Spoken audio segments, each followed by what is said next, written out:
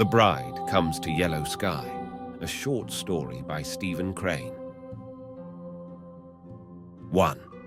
The great Pullman was whirling onward with such dignity of motion that a glance from the window seemed simply to prove that the plains of Texas were pouring eastward. Vast flats of green grass, dull-hued spaces of mesquite and cactus, little groups of frame houses, woods of light and tender trees, all were sweeping into the east, sweeping over the horizon, a precipice. A newly married pair had boarded this train at San Antonio. The man's face was reddened from many days in the wind and sun, and a direct result of his new black clothes was that his brick-colored hands were constantly performing in a most conscious fashion. From time to time, he looked down respectfully at his attire. He sat with a hand on each knee, like a man waiting in a barber's shop. The glances he devoted to other passengers were furtive and shy. The bride was not pretty, nor was she very young. She wore a dress of blue cashmere, with small reservations of velvet here and there, and with steel buttons abounding. She continually twisted her head to regard her puff sleeves, very stiff, straight, and high. They embarrassed her. It was quite apparent that she had cooked, and that she expected to cook dutifully.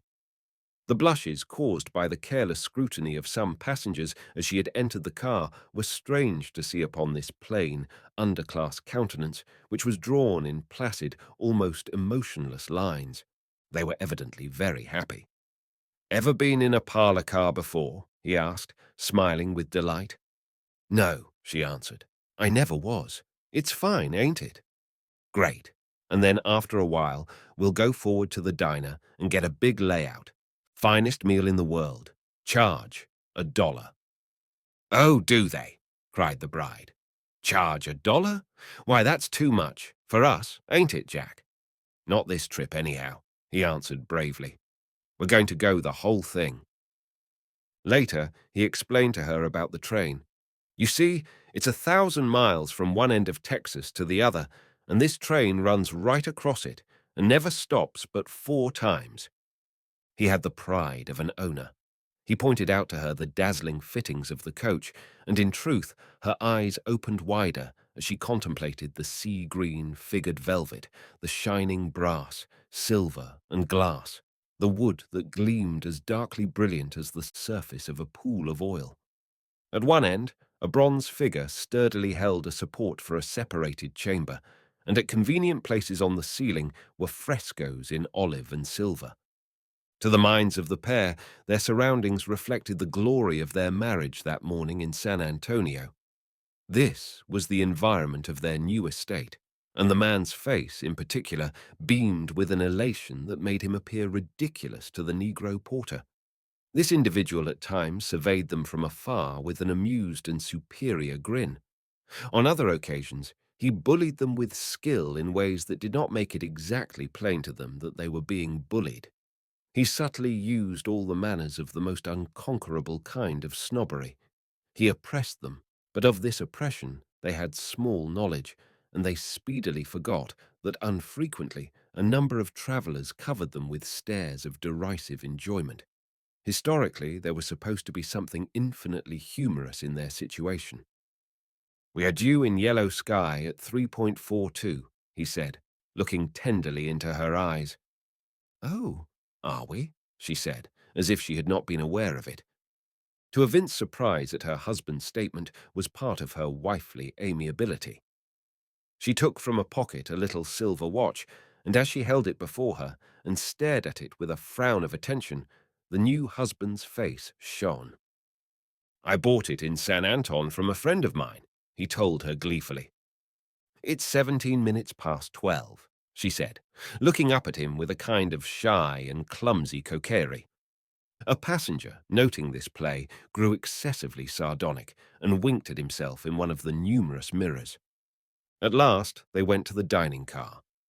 2 rows of Negro waiters in dazzling white suits surveyed their entrance with the interest, and also the equanimity, of men who had been forewarned.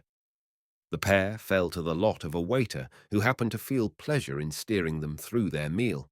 He viewed them with the manner of a fatherly pilot, his countenance radiant with benevolence. The patronage entwined with the ordinary deference was not palpable to them. And yet, as they returned to their coach, they showed in their faces a sense of escape. To the left, miles down a long purple slope, was a little ribbon of mist, where moved the keening Rio Grande. The train was approaching it at an angle, and the apex was yellow sky. Presently, it was apparent that as the distance from yellow sky grew shorter, the husband became commensurately restless. His brick-red hands were more insistent in their prominence. Occasionally, he was even rather absent-minded and far away when the bride leaned forward and addressed him. As a matter of truth, Jack Potter was beginning to find the shadow of a deed weigh upon him like a leaden slab. He, the town marshal of Yellow Sky, a man known, liked, and feared in his corner, a prominent person, had gone to San Antonio to meet a girl he believed he loved, and there, after the usual prayers, had actually induced her to marry him without consulting Yellow Sky for any part of the transaction. He was now bringing his bride before an innocent and unsuspecting community. Of course, people in Yellow Sky married as it pleased them in accordance with a general custom, but such was Potter's thought of his duty to his friends, or of their idea of his duty, or of an unspoken form which does not control men in these matters, that he felt he was heinous. He had committed an extraordinary crime. Face to face with this girl in San Antonio, and spurred by his sharp impulse, he had gone headlong over all the social hedges. At San Antonio he was like a man hidden in the dark. A knife to sever any friendly duty, any form, was easy to his hand in that remote city. But the hour of yellow sky, the hour of daylight, was approaching. He knew full well that his marriage was an important thing to his town. It could only be exceeded by the burning of the new hotel.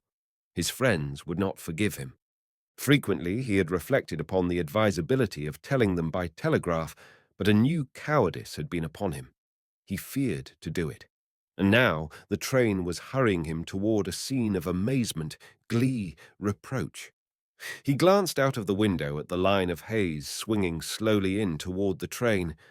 Yellow Sky had a kind of brass band which played painfully to the delight of the populace. He laughed without heart as he thought of it.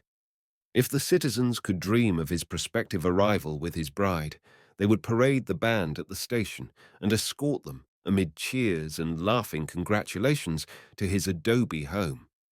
He resolved that he would use all the devices of speed and planescraft in making the journey from the station to his house. Once within that safe citadel, he could issue some sort of a vocal bulletin and then not go among the citizens until they had time to wear off a little of their enthusiasm. The bride looked anxiously at him. "What's worrying you, Jack?" He laughed again. "I'm not worrying, girl. I'm only thinking of Yellow Sky." She flushed in comprehension. A sense of mutual guilt invaded their minds and developed a finer tenderness. They looked at each other with eyes softly aglow. But Potter often laughed the same nervous laugh. The flush upon the bride's face seemed quite permanent. The traitor to the feelings of Yellow Sky narrowly watched the speeding landscape. "We're nearly there," he said. Presently the porter came and announced the proximity of Potter's home. He held a brush in his hand, and with all his airy superiority gone, he brushed Potter's new clothes as the latter slowly turned this way and that way. Potter fumbled out a coin and gave it to the porter as he had seen others do. It was a heavy and muscle-bound business, as that of a man shoeing his first horse. The porter took their bag, and as the train began to slow, they moved forward to the hooded platform of the car. Presently, the two engines and their long string of coaches rushed into the station of Yellow Sky. "They have to take water here," said Potter, from a constricted throat and in mournful cadence as one announcing death. Before the train stopped, his eye had swept the length of the platform, and he was glad and astonished to see there was no one upon it but the station agent, who, with a slightly hurried and anxious air, was walking toward the water tanks. When the train had halted, the porter alighted first and placed in position a little temporary step. "Come on, girl," said Potter hoarsely. As he helped her down, they each laughed on a false note. He took the bag from the Negro and bade his wife cling to his arm. As they slunk rapidly away, his hangdog glance perceived that they were unloading the two trunks, and also that the station agent, far ahead, near the baggage car, had turned and was running toward him, making gestures. He laughed and groaned as he laughed when he noted the first effect of his marital bliss upon yellow sky. He gripped his wife's arm firmly to his side, and they fled. Behind them, the porter stood chuckling fatuously. 2. The California Express on the South Ron Railway was due at Yellow Sky in 21 minutes. There were 6 men at the bar of the Weary Gentleman's Saloon. One was a drummer who talked a great deal and rapidly. 3 were Texans, who did not care to talk at that time. And 2 were Mexican sheep herders, who did not talk as a general practice in the Weary Gentleman's Saloon. The barkeeper's dog lay on the boardwalk that crossed in front of the door. His head was on his paws, and he glanced drowsily here and there with the constant vigilance of a dog that is kicked on occasion. Across the sandy street were some vivid green grass plots, so wonderful in appearance amid the sands that burned near them in a blazing sun that they caused a doubt in the mind. They exactly resembled the grass mats used to represent lawns on the stage. At the cooler end of the railway station, a man without a coat sat in a tilted chair and smoked his pipe. The fresh-cut bank of the Rio Grande circled near the town, and they could be seen beyond it, a great plum-colored plain of mesquite. Save for the busy drummer and his companions in the saloon, Yellow Sky was dozing. The newcomer leaned gracefully upon the bar and recited many tales with the confidence of a bard who has come upon a new field. And at the moment that the old man fell downstairs, with the bureau in his arms, the old woman was coming up with 2 scuttles of coal, and of course... The drummer's tale was interrupted by a young man who suddenly appeared in the open door. He cried, "Scratchy Wilson's drunk, and has turned loose with both hands." The 2 Mexicans at once set down their glasses and faded out of the rear entrance of the saloon. The drummer, innocent and jocular, answered, "All right, old man. Suppose he has. Come and have a drink, anyhow." But the information had made such an obvious cleft in every skull in the room that the drummer was obliged to see its importance. All had become instantly morose. "Say," said he, mystified, "what is this?" His 3 companions made the introductory gesture of eloquent speech, but the young man at the door forestalled them. "It means, my friend," he answered as he came into the saloon, "that for the next 2 hours this town won't be a health resort." The barkeeper went to the door and locked and barred it. Reaching out of the window, he pulled in heavy wooden shutters and barred them. Immediately a solemn chapel-like gloom was upon the place. The drummer was looking from one to another. "But say," he cried, "what is this anyhow? You don't mean there is going to be a gunfight?"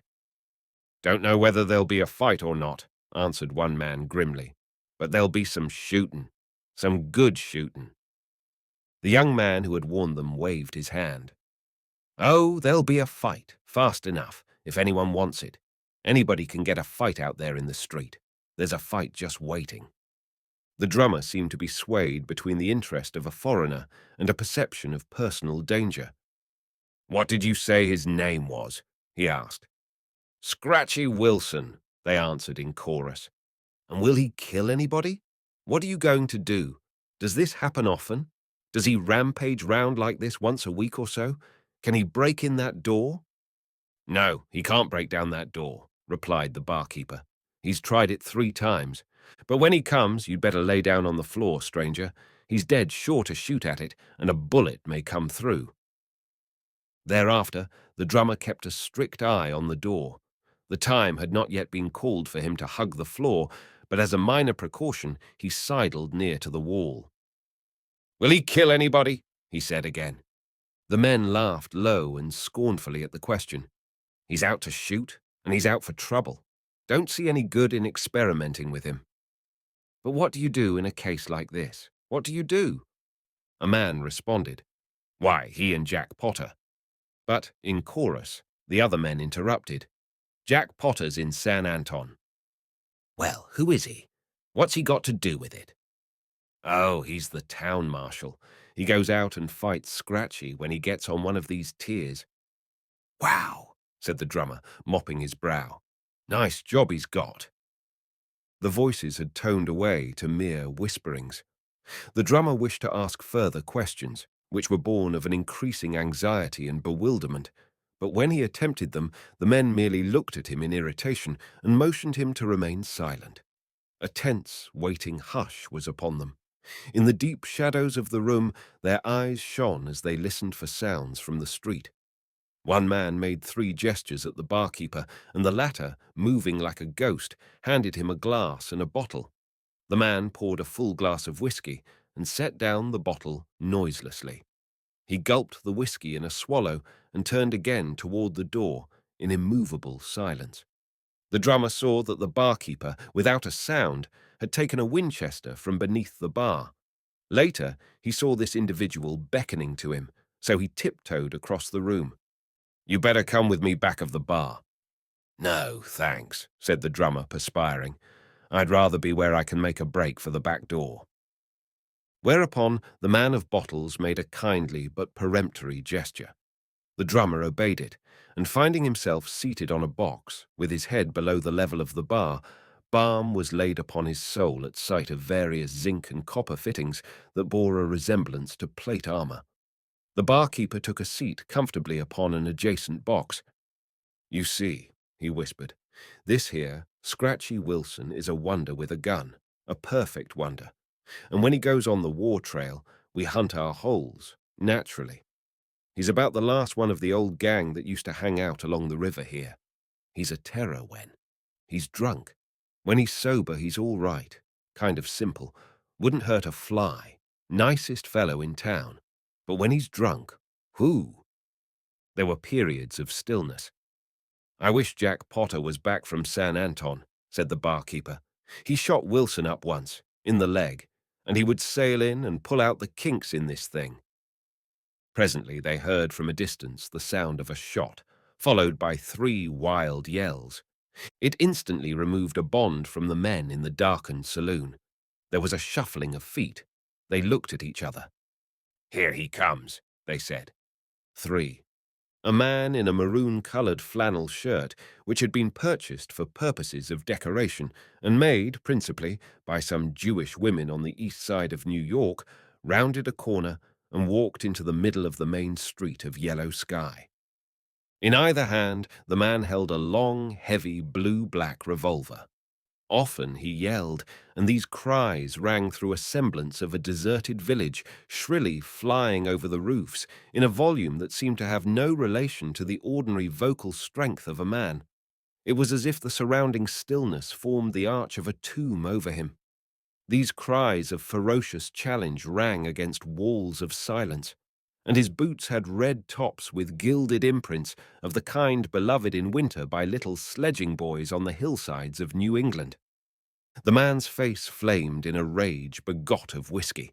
His eyes, rolling and yet keen for ambush, hunted the still doorways and windows. He walked with the creeping movement of the midnight cat. As it occurred to him, he roared menacing information. The long revolvers in his hands were as easy as straws. They were moved with an electric swiftness. The little fingers of each hand played sometimes in a musician's way. Plain from the low collar of the shirt, the cords of his neck straightened and sank as passion moved him. The only sounds were his terrible invitations. The calm adobes preserved their demeanor at the passing of this small thing in the middle of the street. There was no offer of fight, no offer of fight. The man called to the sky. There were no attractions. He bellowed and fumed and swayed his revolver here and everywhere. The dog of the barkeeper of the Weary Gentleman's Saloon had not appreciated the advance of events. He yet lay dozing in front of his master's door. At sight of the dog, the man paused and raised his revolver humorously. At sight of the man, the dog sprang up and walked diagonally away, with a sullen head and growling. The man yelled, and the dog broke into a gallop. As it was about to enter an alley, there was a loud noise, a whistling, and something spat the ground directly before it. The dog screamed and, wheeling in terror, galloped headlong in a new direction. Again there was a noise, a whistling, and sand was kicked viciously before it. Fear-stricken, the dog turned and flurried like an animal in a pen. The man stood laughing, his weapons at his hips. Ultimately, the man was attracted by the closed door of the weary gentleman's saloon. He went to it and, hammering with a revolver, demanded drink. The door remaining imperturbable, he picked a bit of paper from the walk and nailed it to the framework with a knife. He then turned his back contemptuously upon this popular resort, and walking to the opposite side of the street and spinning there on his heel quickly and lithely, fired at the bit of paper. He missed it by a half-inch. He swore at himself and went away. Later, he comfortably fusilladed the windows of his most intimate friend. The man was playing with this town. It was a toy for him, but still there was no offer of fight. The name of Jack Potter, his ancient antagonist, entered his mind, and he concluded that it would be a glad thing if he should go to Potter's house and, by bombardment, induce him to come out and fight. He moved in the direction of his desire, chanting Apache scalp music. When he arrived at it, Potter's house presented the same still, calm front as had the other adobes. Taking up a strategic position, the man howled a challenge. But this house regarded him as might a great stone god. It gave no sign. After a decent wait, the man howled further challenges, mingling with them wonderful epithets.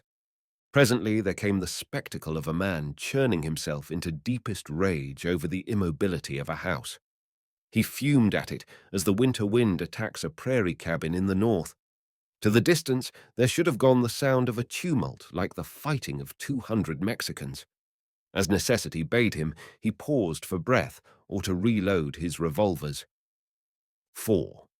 Potter and his bride walked sheepishly and with speed. Sometimes they laughed together, shamefacedly and low. "Next corner, dear," he said finally. They put forth the efforts of a pair walking bowed against a strong wind. Potter was about to raise a finger to point the first appearance of the new home when, as they circled the corner, they came face to face with a man in a maroon-colored shirt who was feverishly pushing cartridges into a large revolver. Upon the instant, the man dropped this revolver to the ground and, like lightning, whipped another from its holster. The second weapon was aimed at the bridegroom's chest. There was a silence. Potter's mouth seemed to be merely a grave for his tongue. He exhibited an instinct to at once loosen his arm from the woman's grip, and he dropped the bag to the sand. As for the bride, her face had gone as yellow as old cloth. She was a slave to hideous rites, gazing at the apparitional snake. The two men faced each other at a distance of 3 paces. He of the revolver smiled with a new and quiet ferocity. "Try to sneak up on me," he said. "Try to sneak up on me." His eyes grew more baleful. As Potter made a slight movement, the man thrust his revolver venomously forward. "No, don't you do it, Jack Potter. Don't you move a finger towards a gun just yet. Don't you move an eyelash. The time has come for me to settle with you, and I'm going to do it my own way, and loaf along with no interfering. So if you don't want a gun bent on you, just mind what I tell you." Potter looked at his enemy.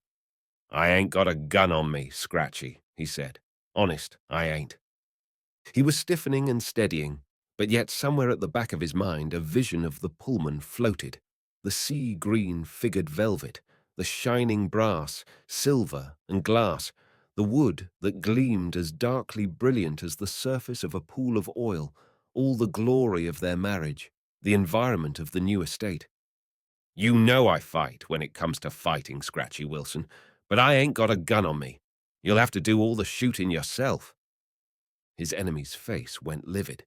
He stepped forward and lashed his weapon to and fro before Potter's chest. "Don't you tell me you ain't got no gun on you, you whelp. Don't tell me no lie like that. There ain't a man in Texas ever seen you without no gun. Don't take me for no kid." His eyes blazed with light, and his throat worked like a pump. "I ain't taking you for no kid," answered Potter. His heels had not moved an inch backward. I'm taking you for a fool. I tell you, I ain't got a gun, and I ain't. If you're going to shoot me up, you'd better begin now. You'll never get a chance like this again."